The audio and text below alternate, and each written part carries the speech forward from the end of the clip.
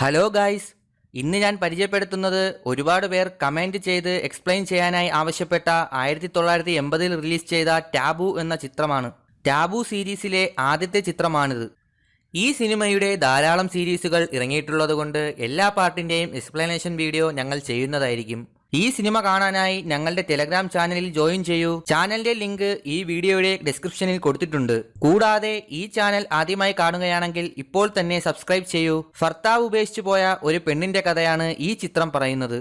പെട്ടെന്നുള്ള ഭർത്താവിന്റെ ഉപേക്ഷിച്ചു പോക്കും അതിനുശേഷം അവൾക്ക് നേരിടേണ്ടി വരുന്ന പ്രശ്നങ്ങളും മുമ്പോട്ടുള്ള ജീവിതവുമൊക്കെയാണ് ഈ ചിത്രം പറയുന്ന പ്രധാന കഥ. സിനിമയുടെ തുടക്കം തന്നെ ഒരു വൻ കലാപരിപാടിയോടെയാണ് ആരംഭിക്കുന്നത്. ഹീറോയിനും അവളുടെ ഭർത്താവുമായി ഒടുക്കത്തെ കളി നടത്തുന്നു. അതിനിടയിൽ ഹീറോ ലൈറ്റ് ഓൺ ചെയ്തു. പക്ഷെ ഹീറോയിന് ലൈറ്റ് വേണ്ടാന്നായിരുന്നു. എന്നാൽ ലൈറ്റ് ഇട്ടാലേ എനിക്ക് നീ ചെയ്യുന്നതൊക്കെ കാണാൻ കഴിയൂ എന്നും പറഞ്ഞ് ഹീറോയിന്റെ ഭർത്താവ് വീണ്ടും ലൈറ്റ് ഓണാക്കി. ഒന്ന് ലൈറ്റ് ഇട്ട് പണി നടത്താൻ പോലും സമ്മതിക്കാത്ത ഹീറോയിനെ വിട്ടിട്ട് പോകാൻ ഹീറോ തീരുമാനിച്ചു. പണി കാണണമെങ്കിൽ ലൈറ്റ് അത്യാവശ്യമായിരുന്ന ഹീറോയ്ക്ക് അത് ശരിക്കും ഫീലായി. അങ്ങനെ പരിപാടിയൊക്കെ കഴിഞ്ഞ് ഹീറോ ദേഷ്യപ്പെട്ട് പെട്ടെന്ന് തന്നെ അവന്റെ ഡ്രസ്സൊക്കെ ഒരു പെട്ടിയിലാക്കി എങ്ങോട്ടോ പോകാനുള്ള ഒരുക്കം തുടങ്ങി. ഹീറോയുടെ ഒരുക്കവും പെട്ടി പാക്ക് ചെയ്യുന്നതിന്റെ സ്പീഡൊക്കെ കണ്ടപ്പോൾ ഹീറോയിനെ ഒന്ന് പരിങ്ങി. എവിടെയാ നീ പാതിരാത്രി പോകുന്നതെന്ന് ഹീറോയിൻ ചോദിച്ചപ്പോൾ നിന്നെ എനിക്ക് മടുത്തു, ഇനി പണി നടത്താൻ വേറെ ആളെ നോക്കിക്കോ എന്നും പറഞ്ഞ് ഹീറോ ദേഷ്യത്തിൽ ഇറങ്ങിപ്പോകുന്നു. ഓഫീസിലെ സെക്രട്ടറിയുമായി ബന്ധമുണ്ടായിരുന്ന അയാൾ അവൾക്കൊപ്പം പോകുന്നതായിരിക്കും എന്ന് ഹീറോയിൻ ഉറപ്പിച്ചു. അങ്ങനെ രാവിലെ അച്ഛൻ പോയെന്ന വിവരം ഹീറോയിൻ അവളുടെ മകനെ അറിയിച്ചു. അച്ഛൻ പോണെങ്കിൽ പോട്ടെ എന്നും പറഞ്ഞ് ഹീറോയിന്റെ മകൻ ഇനി അമ്മ എവിടെയെങ്കിലും ജോലിക്ക് പോയി ജീവിക്കാനുള്ള വഴി നോക്കെന്നും പറഞ്ഞു. അങ്ങനെ ഹീറോയിൻ ഒന്ന് പുറത്തിറങ്ങി ജോലി അന്വേഷിക്കാൻ തുടങ്ങി. പക്ഷേ നടന്ന് ചെരുപ്പ് തേഞ്ഞതല്ലാതെ ഒരിടത്തും ഒന്നും ശരിയാവുന്നില്ല. അടുത്ത സീനിൽ ഹീറോയിൻ അവളുടെ ഫ്രണ്ടിനെ ഫോൺ ചെയ്ത് ഭർത്താവ് തന്നെ ഉപേക്ഷിച്ചു പോയ വിവരം അവളോട് പറഞ്ഞു. ഈ സമയം ഹീറോയിന്റെ ഫ്രണ്ട് അവിടെ തലേ ദിവസത്തെ കളി കഴിഞ്ഞ് ഉറങ്ങുകയായിരുന്നു. കോളെടുത്ത് ഹീറോയിനുമായി നേരിൽ കാണാൻ അവൾ തീരുമാനിച്ചു. അങ്ങനെ അവർ കണ്ടുമുട്ടി സംസാരിച്ചു. ഹീറോയിന്റെ ഫ്രണ്ട് ജെറി എന്ന ഒരാളെ കുറിച്ച് ഹീറോയിനോട് പറയുന്നു. ജെറി ജോലി ചെയ്യുന്ന കമ്പനിയിൽ നിനക്കൊരു ജോലി ഒപ്പിച്ചെടുക്കാമെന്നും അവന് പണ്ടേ നിന്നെ ഒരു നോട്ടമുണ്ടെന്നും ഫ്രണ്ട് അവളോട് പറഞ്ഞു. ഈ സമയം ഹീറോയിന്റെ മകൻ അവിടെ വീട്ടിൽ അവന്റെ ട്യൂഷൻ ടീച്ചറുമായി കാര്യമായ പണിത്തിരക്കിലായിരുന്നു. ഹീറോയിൻ ജോലി കിട്ടിയ സന്തോഷം മകനോട് പറഞ്ഞു. അടുത്ത ദിവസം മുതൽ ഹീറോയിൻ ജെറിയുടെ കമ്പനിയിൽ ജോലിക്ക് പോയി തുടങ്ങി. ഹീറോയിൻ ജോലി ചെയ്തുകൊണ്ടിരുന്നപ്പോൾ ജെറി പുറകിൽ വന്ന് ഒന്ന് ട്യൂൺ ചെയ്യാനായി നോക്കി. എന്നാൽ ആ സമയം ഹീറോയിന്റെ ഫ്രണ്ട് അവളുമായി ഫോണിൽ സംസാരിക്കുകയായിരുന്നു. അതുകൊണ്ട് തന്നെ ജെറി അവിടെ എന്തോ പരിപാടി ഒപ്പിച്ചു എന്ന് ഫ്രണ്ടിന് മനസ്സിലായി. ജെറിയുടെ പ്രവൃത്തിയിൽ ഹീറോയിൻ പൊട്ടിത്തെറിച്ചു. ആ ജോലിക്ക് നീ വേറെ ആളെ നോക്കിക്കോ എന്നും പറഞ്ഞ് ഹീറോയിൻ ജോലിയും വേണ്ട കൂലിയും വേണ്ട എന്നും പറഞ്ഞ് അവിടെ നിന്നും പോകാൻ പോയി. പക്ഷേ ഭാര്യയെ ഉപേക്ഷിച്ച് കഴിഞ്ഞിരുന്ന ജെറി ഹീറോയിനോട് അവന് പണ്ട് മുതൽക്കേ ഉള്ള ഇഷ്ടം അവളോട് തുറന്നു പറഞ്ഞു. നമുക്ക് വിവാഹം കഴിക്കാമെന്നും പറഞ്ഞ് നന്നായി ആലോചിച്ച് നീ നാളെ പറഞ്ഞാൽ മതിയെന്നും ജെറി ഹീറോയിനോട് പറഞ്ഞു. എന്നാൽ ആലോചിക്കാം എന്ന് മാത്രം പറഞ്ഞ് ഹീറോയിൻ അവിടെ നിന്ന് പോയി. ഇത്രയും കാര്യങ്ങൾ ഹീറോയിന്റെ ഫ്രണ്ട് ഫോണിലൂടെ കേട്ടിരുന്നു. അതിന്റെ ഒപ്പം പരിപാടി നടത്താനായി അവളുടെ 2 ഫ്രണ്ട്സും ഒപ്പം ഉണ്ടായിരുന്നു. കാൾ കട്ടാക്കി അവൾ അവിടെ പരിപാടിയിൽ ശ്രദ്ധിച്ച് അവിടെ അവർ 3 പേരും കളിച്ചു മറിഞ്ഞു. അടുത്ത സീനിൽ ഹീറോയിന്റെ മകൻ അവിടെ ട്യൂഷൻ ടീച്ചറിനൊപ്പമുള്ള ലീലാവിലാസങ്ങളും അതോടൊപ്പം കാണിക്കുന്ന മറ്റു പല കുരുത്തക്കേടുകളും സിനിമയിൽ കാണിക്കുന്നുണ്ട്. അങ്ങനെ അന്ന് രാത്രി ഹീറോയിൻ കുളിച്ച് റെഡിയായി ഡ്രസ്സൊക്കെ ചെയ്ത് എവിടെയോ പോകാനായി ഇറങ്ങുകയാണ്. ഇറങ്ങാൻ നേരം മകനും ട്യൂഷൻ ടീച്ചറും ഹാളിൽ ഇരിക്കുന്നത് കണ്ട് ഞാൻ വരാൻ കുറച്ച് വൈകുമെന്ന് പറഞ്ഞ് മകനെ നന്നായി എല്ലാം പഠിപ്പിച്ചു കൊടുക്കണമെന്ന് ടീച്ചറിനോട് പറഞ്ഞ് ഹീറോയിൻ ഇറങ്ങി. എന്നാൽ താൻ എല്ലാം നന്നായി തന്നെ പഠിപ്പിക്കുന്നു എന്ന് മനസ്സിൽ വിചാരിച്ച അവർ ഹീറോയിൻ പോയ ശേഷം കളി തുടർന്നു. അതിനുശേഷം ഹീറോയിൻ അവളുടെ ബോയ് ഫ്രണ്ടിനൊപ്പം ഒരു പാർട്ടിക്ക് പോകുന്നു. പാർട്ടി എന്ന് പറഞ്ഞാൽ അതൊരു ഒന്നൊന്നര പാർട്ടിയായിരുന്നു. ഹീറോയിന്റെ ഫ്രണ്ടിന് പണി നടത്താനായി വേണ്ടിയാണ് ആ സ്ഥലത്തേക്ക് അവർ പോയത്. അവിടെ ഹീറോയിനോടും ആരെങ്കിലും കൂടെ പോയി സന്തോഷമായി ഇരിക്കെന്ന് പറഞ്ഞിട്ടും നീ വന്ന കാര്യം വേഗം നടത്തിയിട്ട് വാ എന്നും പറഞ്ഞ് ഹീറോയിൻ അവിടെ തന്നെ മാറിയിരുന്നു. അങ്ങനെ ഫ്രണ്ട് അവിടെ കണ്ട ഒരുത്തിയുമായി കളിക്കാനായി അകത്തേക്ക് കയറിപ്പോയി. ഹീറോയിൻ കുറെ നേരം അവിടെ തന്നെ ഇരുന്ന് ബോറടിച്ചപ്പോൾ അവിടെ നടക്കുന്ന കലാപരിപാടികളൊക്കെ ഒന്ന് നടന്നു കാണാൻ തീരുമാനിച്ചു. പക്ഷേ നടന്നിട്ടും കണ്ടു തീർന്നില്ല. പലതരത്തിലുള്ള വെറൈറ്റി കളികളാണ് ഹീറോയിൻ അവിടെ കണ്ടത്. അതൊക്കെ കണ്ട് കൂടുതൽ നേരം നിന്നാൽ എന്തെങ്കിലും തോന്നിപ്പോകുമെന്ന് കരുതി ഹീറോയിൻ തിരികെ വന്ന് അവിടെ ഇരുന്നു.